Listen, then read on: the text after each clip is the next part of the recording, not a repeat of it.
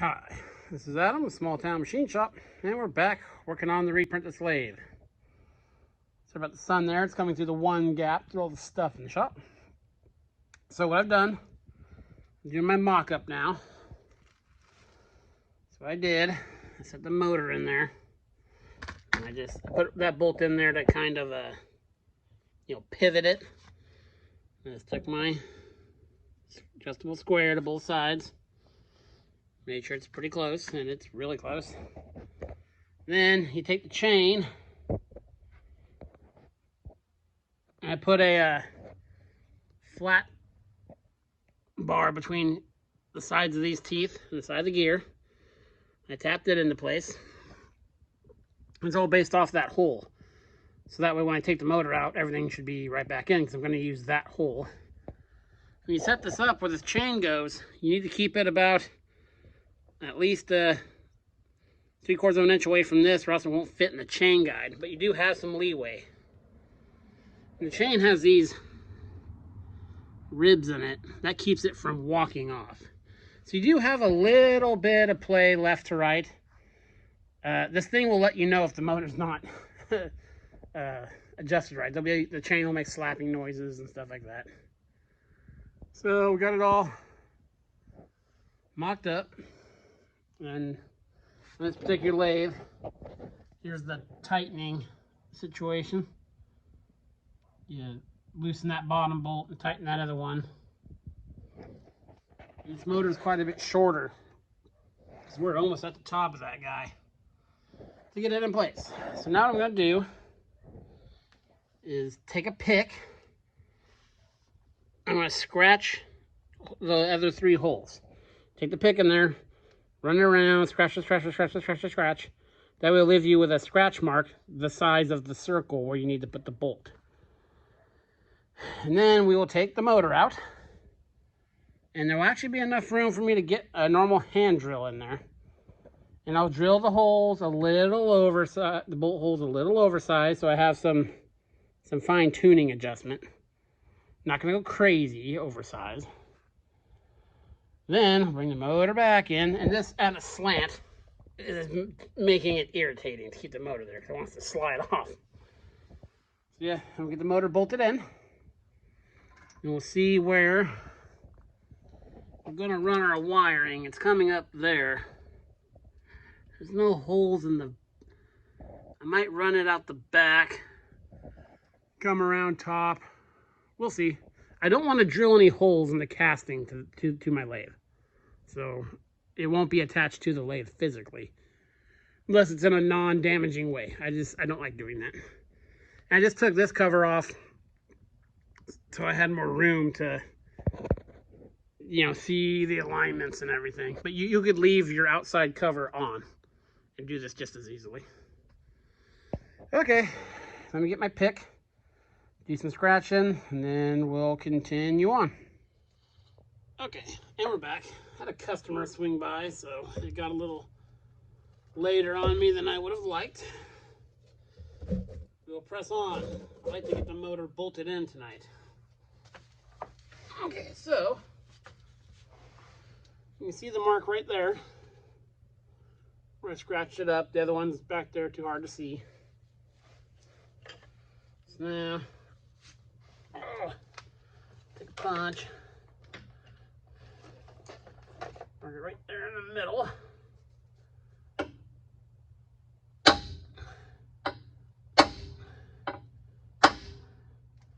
Okay, we're going to use this existing hole right here. If that's in camera. Back here's the other mark. Right.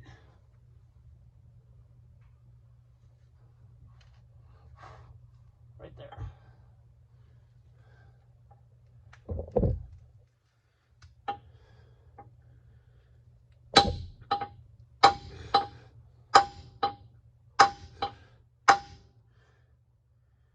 Okay. You'll have to measure for this back mark. I couldn't get anything back behind there. But I think what I'm going to do is drill these 2 holes first. Then we'll take some measurements off the base of the motor. Let me grab a drill bit here.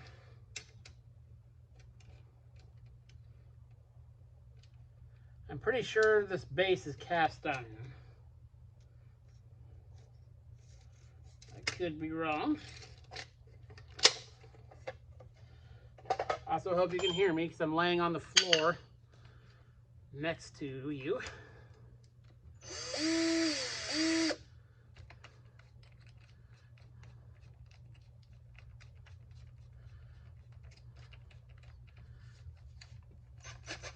See how she drills.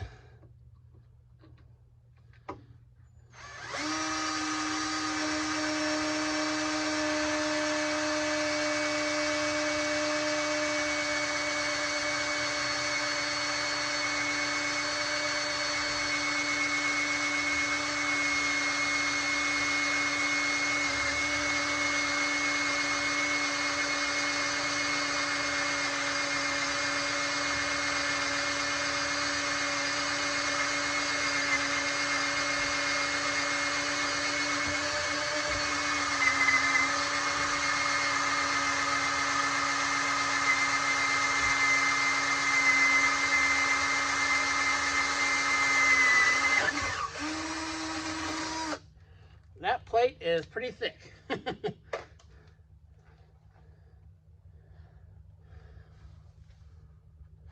Well, it's steel. Okay. I'll drill the other holes because I'm sure you guys are super excited about watching me drill a bunch of holes. So, okay, I'll bring you back. Okay, as you see, 1, 2, 3, 4, got our mounting holes in.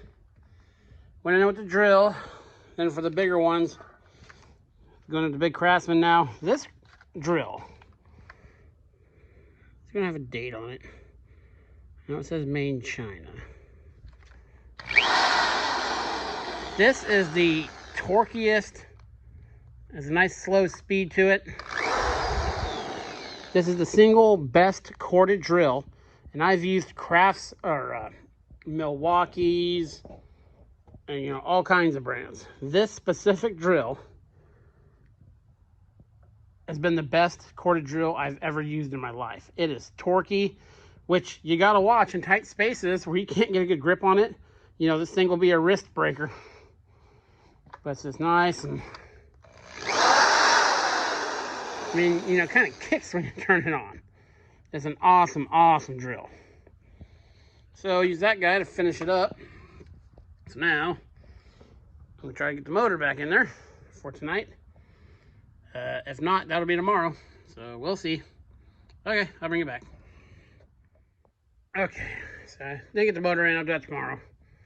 I want to grease it, and I left my grease gun at a friend's house, so I need to go get that tomorrow. So before I put it in, I want to grease the back bearing. So I got this unbolted out of the way. It's the original control panel, forward, reverse, and this was the jog. So I'm not going to use any of that stuff. So I'll tip you over and get you out of the way. I'm thinking I might use these same things here. Just mount this guy upright and use flex conduit down into there. That'll probably be the easiest way to do that. And I like having my stop.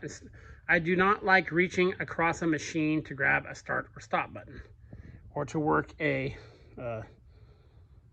drum switch. I want it right there. That way if something unfortunate happens, it's right there. So that's as far as we're gonna get tonight. Good progress. Again, not super exciting videos, but shop life.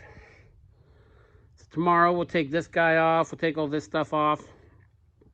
I'll have to put a junction box somewhere to splice the motor wires in to these wires, and we should be pretty much good to go tomorrow. This is Adam from Small Town Machine Shop. Please comment, like, and subscribe, and thanks for watching.